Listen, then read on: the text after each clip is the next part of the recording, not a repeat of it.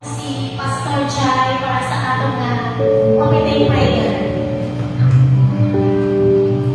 Mga tindog kailangan mga bayaw sa aton mga kapot sa taas. Salamat Ginoo sa inyong adlaw kami na may ipon puliwas sa pagsimba, sa pagpasalamat Ginoo sa tanan na kaayo mo, nagtulong mo sa among kinabuhi. Dalayan mo Diyos sa may natutuban. Ngayari karoon ng mga katawan, bukas, ang mga kasing-kasing. We welcome you in this place, O God. Kabayan ikaw ang magduman sa among kinabuhi, Lord. Sa anuman, Ginoo, mga sitwasyon, kami nagkatubang, ikaw, Ginoo, ang mag-asapat sa among mga pag-ampo. Magsugod sining devotion, kami na verse 15, Lord, sa hambas sa mga Ginoo sa pag-encourage sa mga katawan. Sa kami nagpaubos, Ginoo, kuha, Lord, ang sala sa mga kasing-kasing, kuha, Ginoo, down sa inyong fears. Sa naaral Ginoo sa among taon. Kung sila ni Ginoo sa bago ang kalipay, bago naman Ginoo ang paglaon nila sa iyo. I-bless ang mga napakarin, halungin nila naman sa among man, Ginoo. Ikaw bless sa among panibaw. In Jesus' name we pray. Amen and amen. Praise the Lord. So, may naaga sa lipat, no? Ang hindi na ang kamukha. So, praise God. So, sa aking na Bible, in the book of Isaiah 41:10, it says, "So do not fear, for I am with you. Do not be dismayed, for I am your God. I will strengthen you and help you. I will uphold you with my righteous hand." So, glory to God. So, ang inyong mensahe is very powerful in this mensahe sa Ginoo sa aton. Kaya, so, praise God, no? Ang inyong nga message sa Ginoo, pero hindi niya ka-powerful. Kaya, sa subong nga panahon, ang nakalapang subong sa aton mo, hindi nga maayo kaya, ang maski ulan na hinay, may takibalong ito kagahapon sa pabrikan mo, grabe na ang galing baha. Wala din sila may tahimo, kundi maano na lang sila ng mahadlok na lang din sila kung sa baha na ilan na encounter. So, kita yan na anak sa Ginoo, may ginawang tatay kapulong niya nga maski ano ang matapong sa kalibutan, hindi tamang kahadlok, hindi tamang kanismayan, tungkol siya ang Ginoo, hindi kita niya magpapayaran. So, glory to God. So, kita wala ang mga tao wala makakutong na why kakilala sa Ginoo. Kamay pa lang na problema, mahadlok na sila, kapanahulog na sila. Why sila kamalukot ano ang ilang na hinuon? Lain sa mga anak sa Diyos, basti ano ka sa problema, kabalutan hindi na makaya ko. Hindi ka ogdan sa Ginoo. So, ang ginahin na rin siya, ginamutan na rin sa atong unang may Diyos ta. Kaupo siya natin sa mga adlaw, ang atong kabuhay na nasaling natin sa iya. Ang atong kapasko, alas sa atong buhay ng Diyos, why niya nasaling sa atong kagalinong, tungkol kay waay maligtas. So, glory to God, kamay pa kanin nung, praise the Lord, pwede nakapunko. So, praise God, no? Ang hindi ba nakapunko sa Ginoo, no? Tumating niya kaayo ka na, sa sining na panahon mo, kahalabot na niya kaya ang atong panahon subong masyado nagkalit o subong kita hindi pa tamo malagad sa Ginoo, gamay lang ang kuyog sa aton, like example nga, pagtan pala talito nga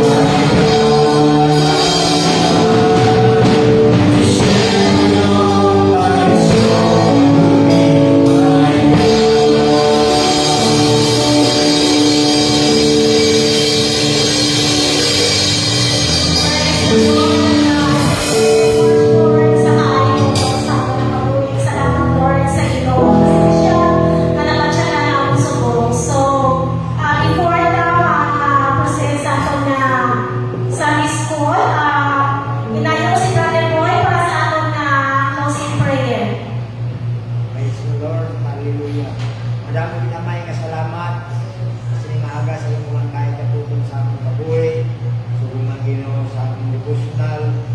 Salamat sa paggamit ng testimoniaries sa mga katauhan na diri sa buong ang tanan Ginoo ginatawag nimo nga makapagamit sumuman sa iyas sa imong gihatag. Salamat sa imong mga pulong Ginoo, kapay-pangay na mga pulong magpabilin gid sa among kabuhi, mga gabayan namon sa among pag-travel pagkatulad sa imong mga kompromiso Lord ng langit kang kabuhi nga wala sa katapusan. Pag-ara lang sa imong kalinungan, wala diri sa kalimutan ang kalinungan. Kung may kalinong diri sa kalimutan, temporary lang. Pero kung ara kami sa imong Ginoo presensya, wala sang katapusan nga kalinungan. Kaya salamat sa sining aga dalayawon kung Lord kinabalik namon ang tanan nga pagpasalamat sa imong ng Kristo Jesus. Amen. Amen. Praise God. So, hallelujah po ang tanan. Magaling ka na, Sister Noe.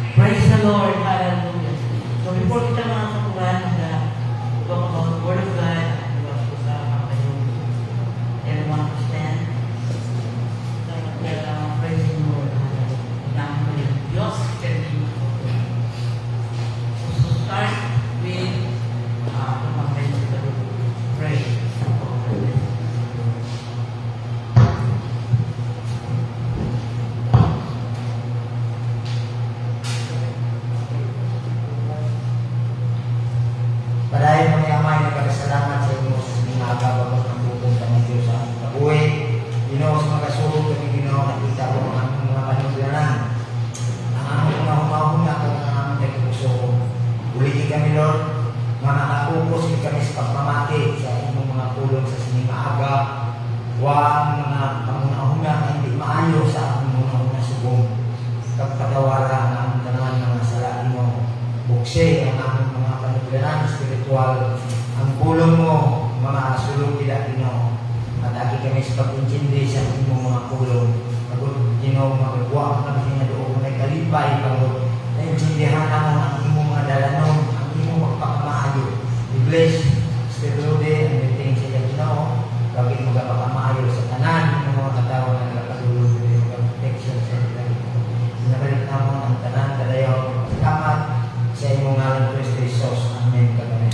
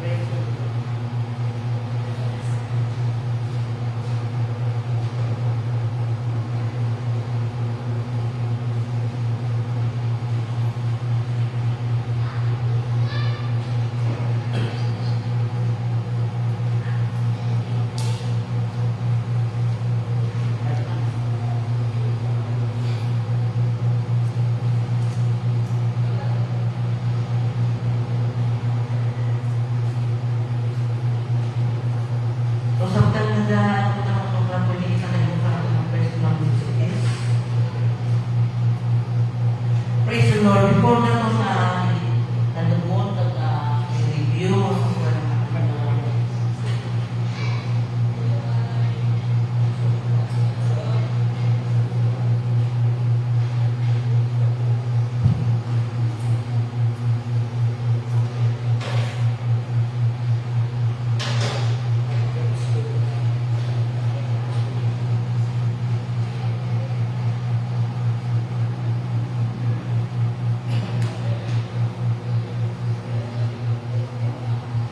Praise the Lord. May isa ka taong praise God and appreciation His Lord. What is, ano ang life? Ano lang kabuhi sa tao?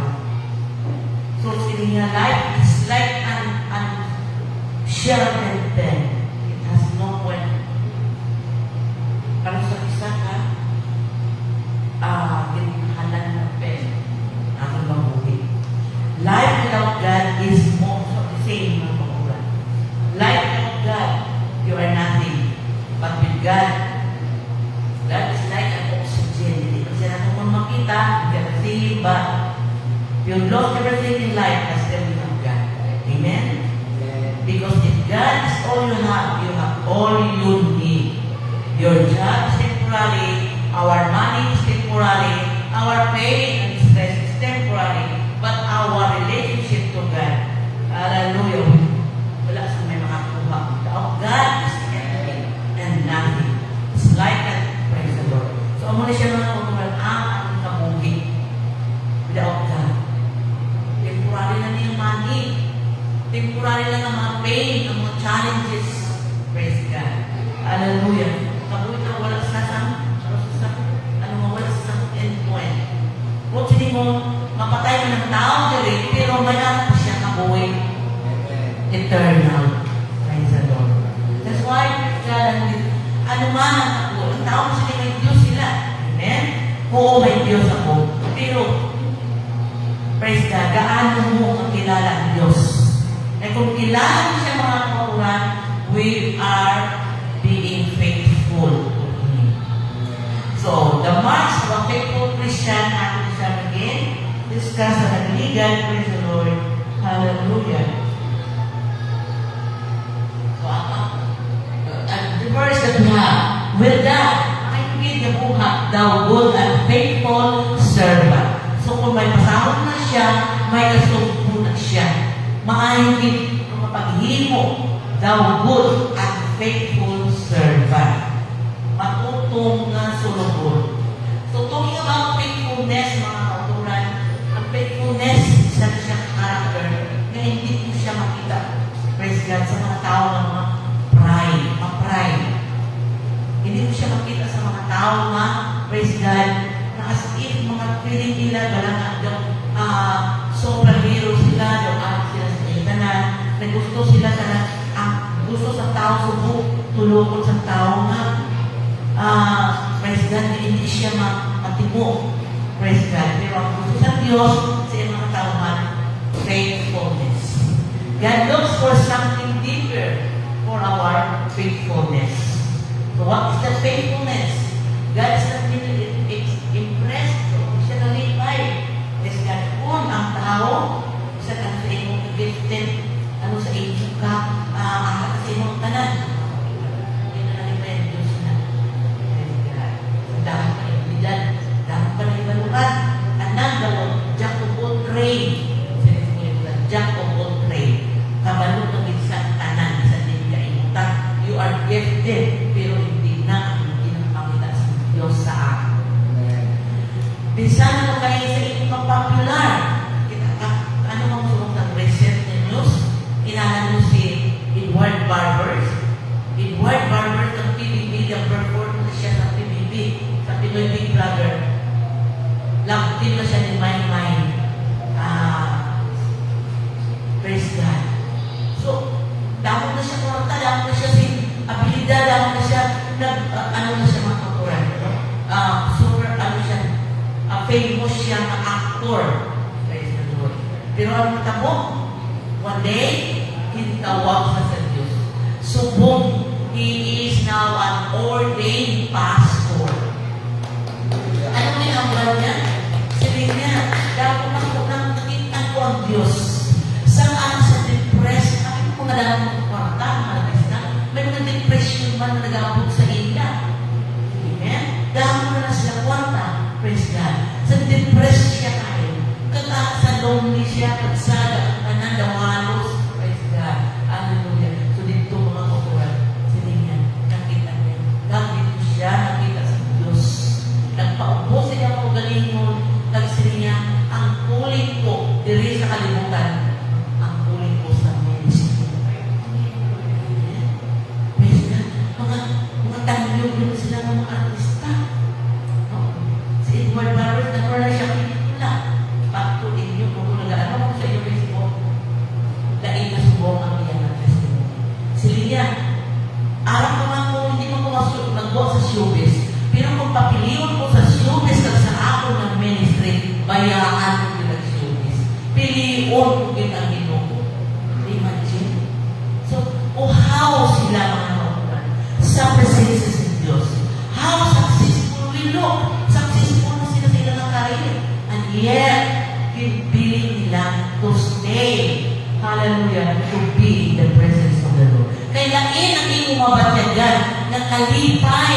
Hindi mo ma-explicar sa isang kanaw, the joy, the unspeakable joy.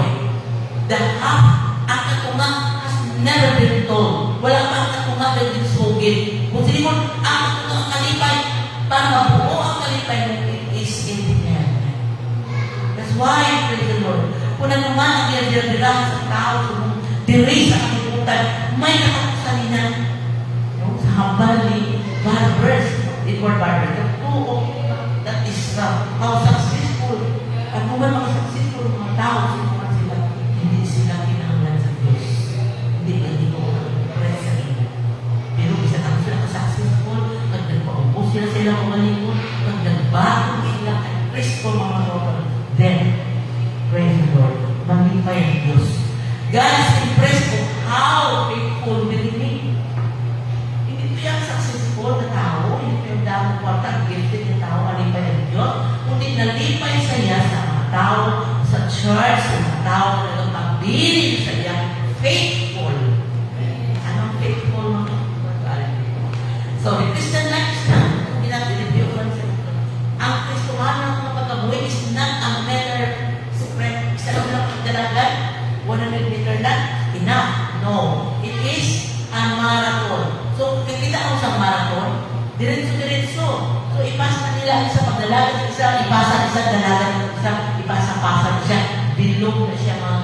marathon. Kung silingon, praise God, ang atong kabuhay spiritual, hindi lang nagtapos sa isa lang na tuwing, sa isa lang na semana, sa isa lang na bulan. Continuously siya until God comes. Praise the Lord. Hallelujah. So, a faithful Christian is one who lives. Ano ang faithful na gusto sa Diyos sa tao? So, ang tao, ang faithful siya, nagkakabuhay siya daily. Ano ba lang yun? In loyal obedience to Christ. Well, what does that mean? Ano po sila? Loyal obedience. So, ano man, praise God, ang ginhambal ni Kristo, wala ginatuman mo, ugot sa iyong tagpusuon. Bahala ka na wala may tawag na lang tao sa ako, nandun sa church. Wala dito si pastor, wala akong nakita ang ako dito mga ipon, wala na niya ginamayin mga kukulan. Kaya ay balunta ang Diyos na kanila kita. Ang Diyos, wala sa butang kita may inihimo na wala nakita sa Diyos. Bisan gamay lang. Kaya ba na every details of our life, ang tanan kaditangin sa akong kabuhi, anuman ang pinahimta adaw-adaw, President, nakita sa Diyos. Even pinaka-intent of our hearts. Praise the Lord. Hallelujah. So God, regardless of circumstances, praise God, magkakabuhi ka na nagatuman sa Diyos. Buong sinikon, may mga trouble man sa aking kabuhi, nag-aabot man ang mga problema, praise God. Those are circumstances na hindi natin mapunggan. Kaya ari pakita nila sa utol, ako ba nakita sila? Pero ilang circumstances, sa imo kang tungtong mga kapuran, hallelujah, hindi na magapugong sa imo sa pagkano sa church, hindi na magapugong sa paghigong sa buluhaton para sa Diyos. Kaya ilang circumstances, the moment na adaw-adaw mo, the moment na mga nag-obey sa pulong sa Diyos, then, hallelujah, blessing comes next. Amen? Praise the Lord. So, ari mga kurang may limang kita, nakuha natin siya i-reveal po number 2, so sila katawa siya. May limang ka o katatak, no, na faithful ang isa na tao sa Diyos. So, number 1 is our devotion. So, nakuha ka na siya mga kapuran, ang ating devotion, ano? Love the Lord God with all your heart. Praise God. With all our soul. And with all our mind. So, love God with all our heart. Kung sinimon, nagahimo ka dili with a heart. Wala kong ginahimo dili ang iyong pagpagkanto sa simbahan, gagipakita mo lang sa tao na nagkanto ulit sa simbahan. Wala. Kundi, with a heart. Ano man ang hingga dili sa church? With a heart. Kung sinimon mga kapuran, wala mo ginahimo para ipakilala sa mga membro, sa mga pastor, focus mga leaders na nanililig ka, wala ng kapuran. You are doing without being told to do so. Faithfulness begins with wholehearted devotion. Wholehearted devotion. So may ginahimo ko galing ng kapuran. Kung anak na rin tayo gusto sa ginahimo, kung ginahimo ko dyan tanan. Amen? So mahimo kaya nga, mahimo pa ako, please pila siya. So makita ko sa paagi. Kaya mag-inhimo ko na siya with a heart. The same. Worshiping God. If you worship God with a heart, then ang man na circumstansya, praise God, hallelujah, pabilin kita talaga, padayon sa pag-simba sa Diyos mga. A faithful Christian is not half-hearted. Whole-hearted, ha? Hindi half. So, magsinig kita nga half. Ang magsinig ko mga kapuran, may mga panahon pa na compromise nato ang atong worship. May mga panahon pa nga ginapilit ka paanay ang panahon nato sa worship. Ibig pagkato kita sa church, nagganto kita rin sa